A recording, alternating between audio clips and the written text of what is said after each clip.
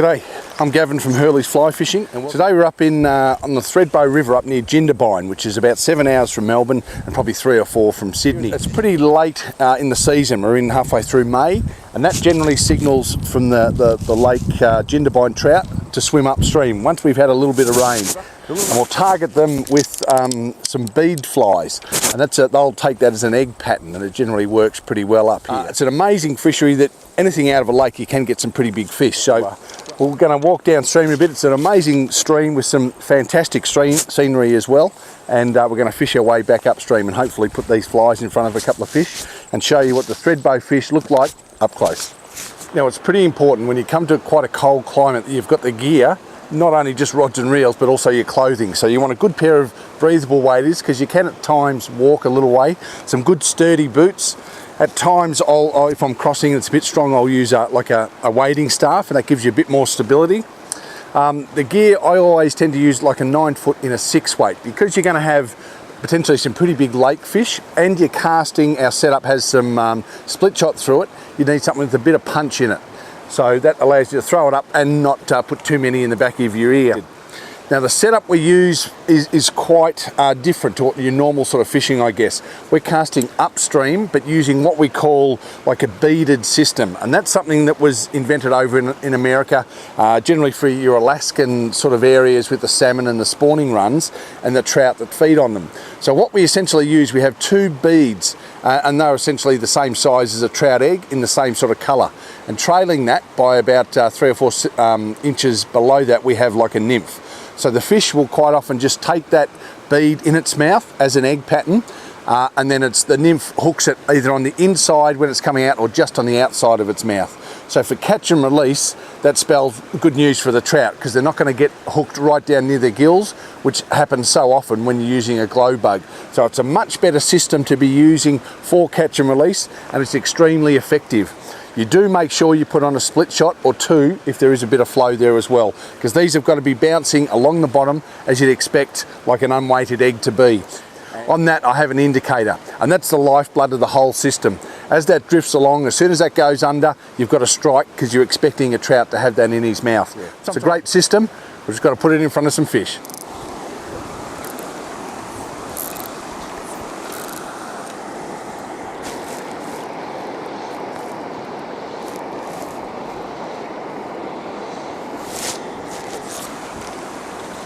Oh, there we go. Well, she's been tough going, to say the least. We've fished a couple of little places downstream, and we just haven't come up trumps, but I guess it comes down to persistence, and even when you're about ready to pull the pin, sometimes you shouldn't. But he's going downstream, so we might have to get down and try and get below him. Even when it is spawning time, you've still got to use your nous and where you think a fish is going to be, and put your cast there accordingly. But I'll just have to get my skates on and get down below here, so keep him out of those snags. I've just got a bit of pressure on him, and he's sort of actually worked his way back up. And that's the beauty of a rod in a good fast action 6 weight.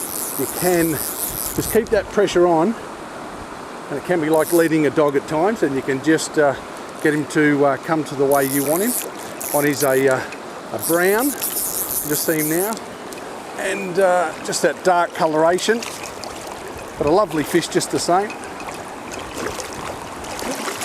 Get him head first and into the net there, so that's a good result. See that indicator go down, strike, and there's something other than a stick or a rock on the end that makes it all worthwhile. And yeah, just a great fish. You know, anywhere in Australia you can get a fish that'll easily be 4.5 pound. Is pretty good, you know, on a day like today, in wonderful surroundings, you know, and just on the edge of the Kosciuszko National Park. So yeah, it's a pretty amazing sort of place to be. So there we got him, a lovely brown, good thick, well, there you go, 5.25 pound.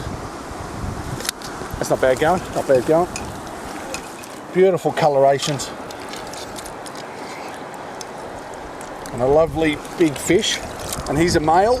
You can see by that starting to get a hook jaw, but the depth on that's incredible, and the thickness there. I mean, that's a good solid fish, and you can see quite a few marks on the side where that's essentially coming from fighting with other males for dominance and to get with a hen fish. So he's a beautiful fish there, just amazing, just these colorations, lovely big head in there. He's a good solid fish. He's been around for a while. May well have come up from the lake, I would suspect, up to spawn there. And yeah, just a few battle scars in there, but a great solid fish with plenty of go on him and a huge big tail. And he's good to go off already. And off he goes, and he'll do his business. So yeah, that's a pretty good result. When the fishing gets pretty good and a few fish in the river, you do get a lot of people up here. So you've got to be ready to contend with crowds. And if that doesn't bother you, then it's the perfect spot, because there's going to be enough fish to keep you amused for a long time.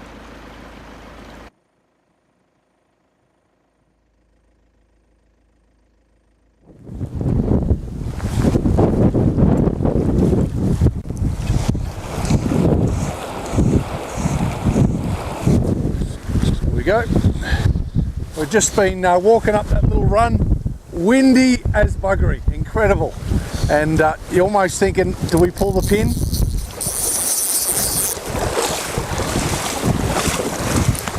In there, can get him head first there. Good. Well, there you go, nice little brown from the Eucumbene River. He's probably 3.5.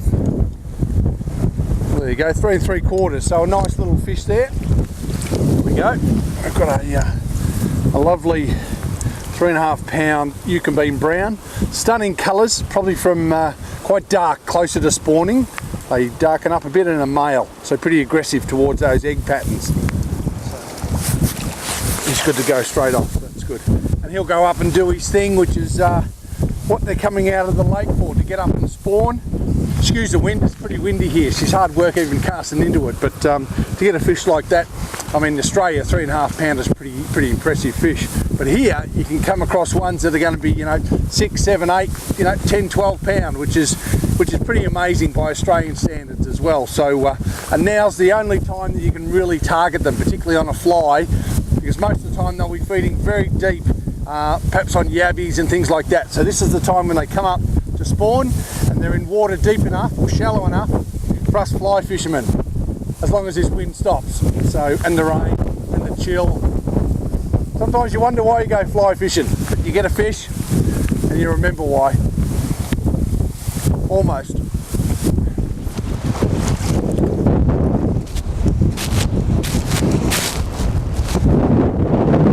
There we go. Nice little eddy there, and you just expected a fish to be in there, and they just love this egg pattern. This time of year, it's just unbeatable. He's still got a bit of weight in him. You just got to let him go. You want a decent reel, something with a good drag system. Keep that pressure on. And if he's going to go, just take your hand off that reel and let him go. Just try and get below them all the time and let him fight against you and the current. Nope. A good bit of weight through his body there, and they'll get that just from being good on the tucker. There'll be a lot of yabbies. And got him in, it's alright. I always like to try and get head first into these, particularly when they get relatively big, but a lovely fish, as all of these browns are. It's a pretty stunning environment. I mean, you look around, it's perhaps a little bit barren now, but you can imagine if this is full of water too, with Eucumbene, when she's full, she's a pretty amazing sort of fishery. No rocks. 5 1/4 pound. There you go. So it's not too bad. So that's it's getting up there to the size of the fish that you can get here in Eucumbene. It's a 5 1/4 pound brown trout, and yeah, I'm going to get him back in. Actually, he looks pretty happy to get back in the water. But stunning fish, stunning colours. They're just beautiful. Be able to catch it, have a lot of fun, and put them back in unharmed. I'm sure I frightened him a bit, but yep, he's good to go. But that's for the beauty of fly fishing. You know, you can come up to an amazing place like this and tackle a fish like that. There's not many places in particularly Australia where you can get a 5 1/4 pounder, knowing that there's bigger ones there in an environment like this. It's pretty cool. It's pretty cool. Actually, it's freezing. It's freezing. That's how cool it is. It's freezing. But I reckon there's another one up there as well. So we'll see if we can't put that fly in front of him again.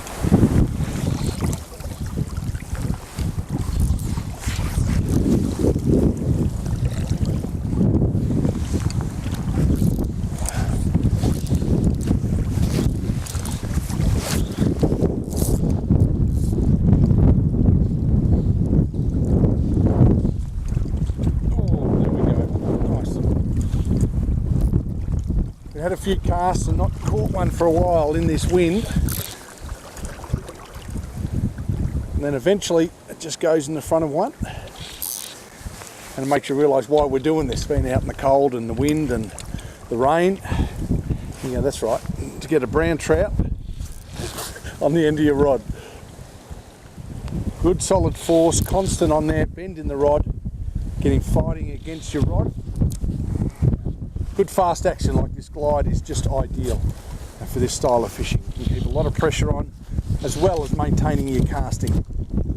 It's a good mix.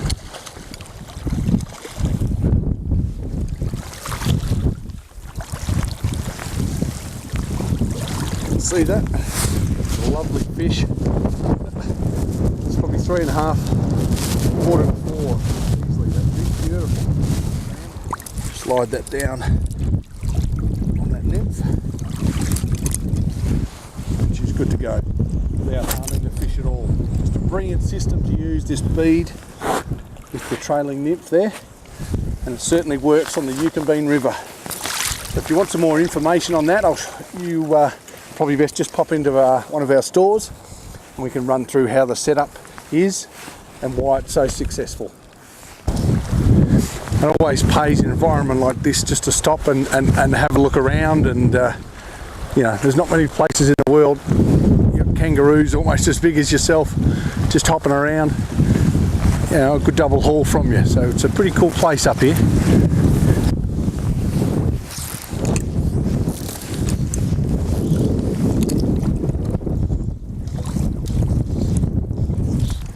There we go, and nice. We'll get like a nice little depression in the water there, which is going to hold like a few fish. So sometimes once you can find that depression, even if there might be a group of fish that move up through there, they might move on, and after you've caught a couple, but there'll be another lot that will see that depression and have a rest there as well. So once you've caught a couple of fish in this style, you can still just keep persisting, because there will be more that come through.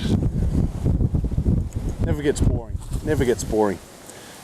Catching wonderful fish like this. It does get cold at times, but you get some right gear on. Like I wear a lot of the icebreaker stuff, which is a lot of the thermals, because when it does get really cold, you just want something that's just going to maintain your warmth. And the icebreaker thermals are just amazing, and I wear a couple of layers on that.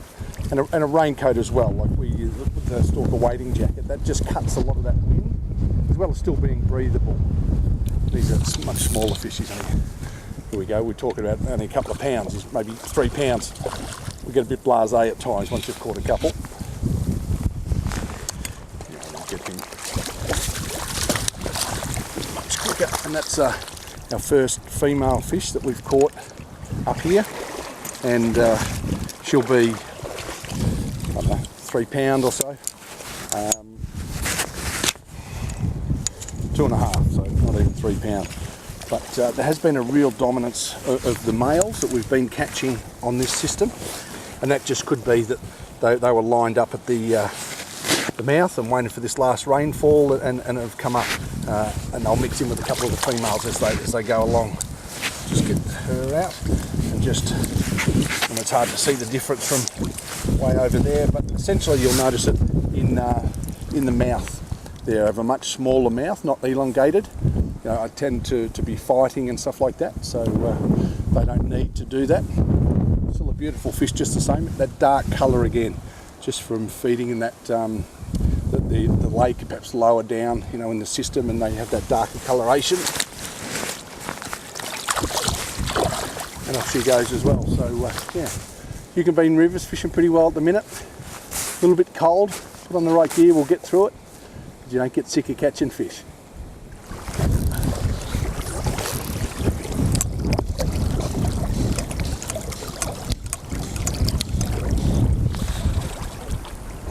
There we go. As it gets a little windy, Good thing is I don't have to cast into this wind while you're playing a fish. That's one bonus of it. Oh, we've just got another one there, just as the wind continues to howl. And just terrific. We've just had a great few hours here on the Eucumbene River. Oh, and he just got off there. But still great fun here.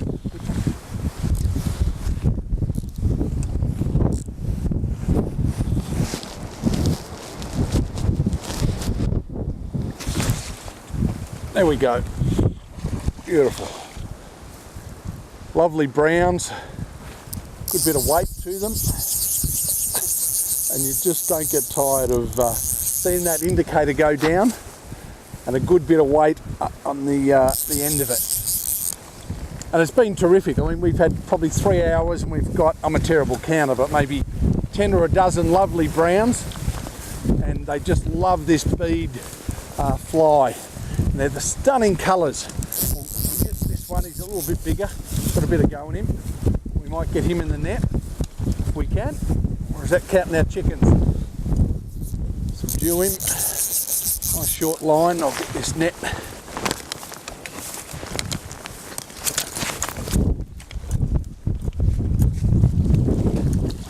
Got him there, beautiful. And I might bring him over for a closer look. He's a lovely fish of 4.5 pounds. Beautiful. I'll bring him over and we'll have a closer look.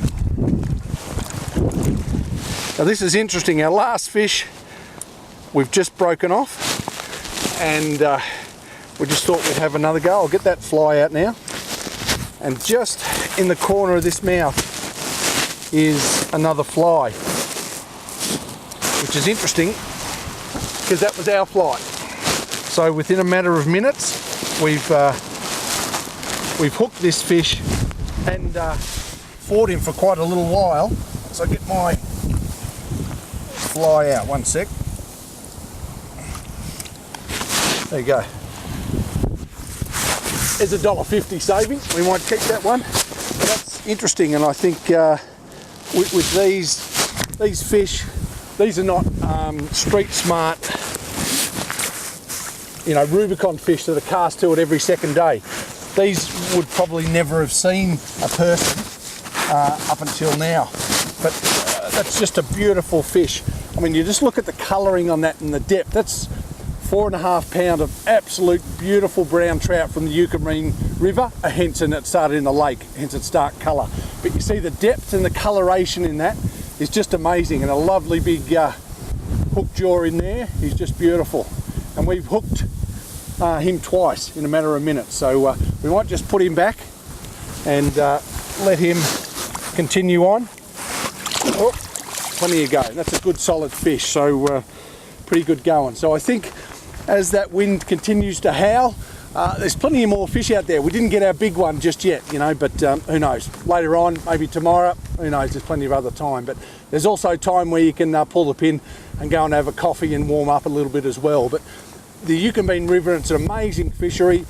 It's a very short span of time. We're waiting on the rain and things like that to come in the May before the season closes. But it's an outstanding fishery in its own right, and you can have a real lot of fun like we have in literally a few hours, got 10 or a dozen in the one area. So it's amazing. Down here at the Kosciuszko National Park on the Eucumbene River on some amazing brown trout, and Australia's got it all.